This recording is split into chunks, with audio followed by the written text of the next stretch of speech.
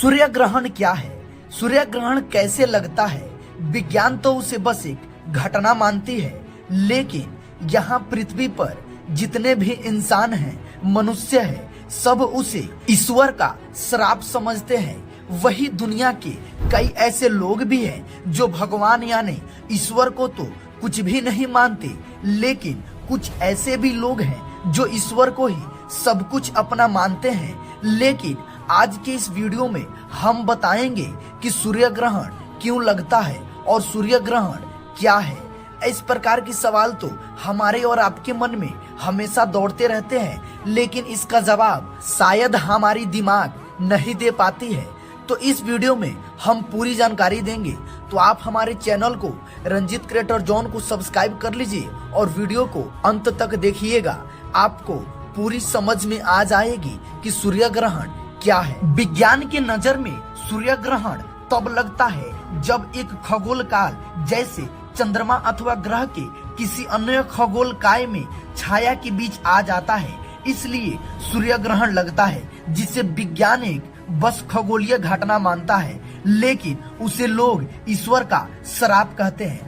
हम यूं ही कहे तो जैसे हम हाथ में लेके किसी टॉर्च को बारते हैं और उसके चारों तरफ से अपने हाथ को घुमाते हैं, तो एक ऐसा स्थान आता है जहाँ पे टॉर्च की प्रकाश जाती है, लाइट होती है, वहां पे वो हाथ हमारी घूमते हुए जाती है तो थोड़ा सा अंधेरा महसूस होता है। वैसे ही विज्ञान का कहना है कि जब सूर्य की परिक्रमा हमारी पृथ्वी अन्यथा और भी ग्रह करते हैं, लेकिन यह सूर्य ग्रहण का विज्ञान जो खगोलीय घटना मानती है, इस प्रकार की घटना अन्य ग्रह पे भी हो सकता है। जैसे कि हम पहले ही बताए हैं टॉर्च के माध्यम से, जैसे सूर्य की परिक्रमा सभी ग्रह कर रहे हैं, उसमें एक हमारा पृथ्वी है, तो हमारी पृथ्वी सूर्य की परिक्रमा करने के लिए टोटल 365 दिन लेती है। लेकिन उसी समय एक ऐसा समय आता है जहाँ पे पूर्ण रूप से सूर्य की प्रकाश पृथ्वी पर नहीं पहुंच पाती है, यानी कि जहां से शुरुआती है वहां लास्ट तक जाती है।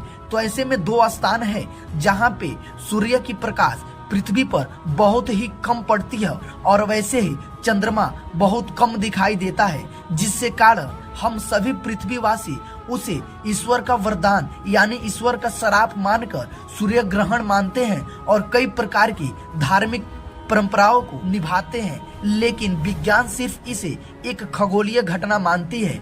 जैसे कि हमारी पृथ्वी में सौरमंडल के साथ ही जो सूर्य का चक्कर लगाने वाली गोला भी है, तो इस प्रकार उन सभी गोलों पर भी ऐसे प्रकोप आती होगी, इसलिए विज्ञान इसे कोई धार्मिक परंपरा ना मानकर और ना ही ईश्वर का कोई श्राप मानती है, बल्कि यह एक खगोलीय घटना मानती। तो गाइस, आपको तो ये समझ में आ गई होगी कि सूर्य ग्रहण क्या है, लेकिन क्या आप जानते हैं कि पृथ्वी पर साल में 2 बार सूर्य ग्रहण और चंद्र ग्रहण लगती है, यानी कि ठीक एक बार सूर्य ग्रहण और एक बार चंद्र ग्रहण लगती है। लेकिन क्या आप जानते हैं इसका भी कुछ ऐसे ही खास धार्मिक दृष्टिकोण से देखा गया है लोगों के द्वारा, वही विज्ञान इसे कुछ और मानती है।